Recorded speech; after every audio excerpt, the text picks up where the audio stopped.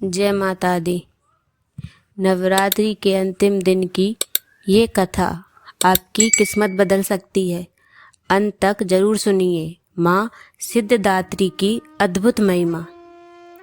नवरात्रि के 9वें दिन माँ दुर्गा के 9वें स्वरूप माँ सिद्धिदात्री की पूजा की जाती है। माँ सिद्धिदात्री सभी प्रकार की सिद्धियों को देने वाली देवी हैं। इन्हें नवदुर्गाओं में सबसे श्रेष्ठ और अंतिम स्वरूप माना गया है। धार्मिक ग्रंथों के अनुसार जब ब्रह्मांड की रचना हो रही थी उसी समय चारों ओर अंधकार ही अंधकार था। तब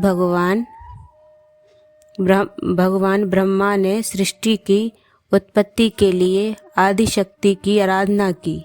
आदि शक्ति माँ सिद्धिदात्री के रूप में प्रकट हुई। माँ सिद्धिदात्री ने सृष्टि के निर्माण के लिए देवी देवताओं को अपनी शक्ति प्रदान की।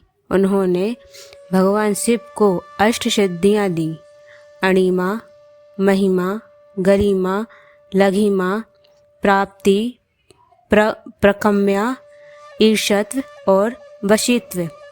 इन सिद्धियों को प्राप्त करने के बाद भगवान शिव का आधा शरीर देवी का हो गया और वे अर्धनारीश्वर कहलाए।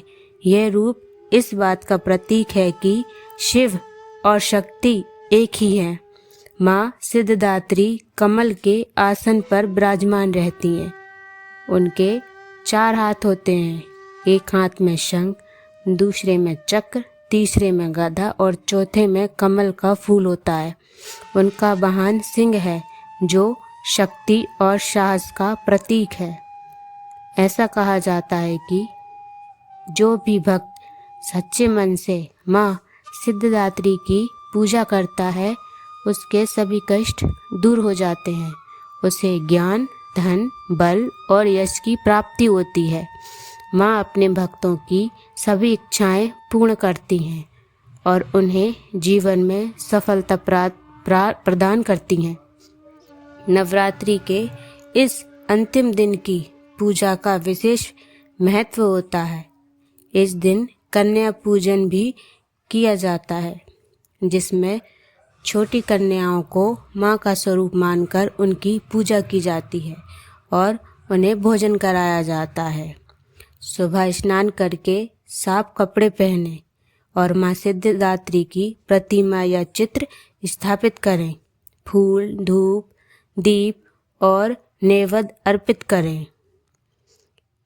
माँ सिद्धिदात्री की पूजा करने से सभी सिद्धियां प्राप्त होती हैं। मनोकामना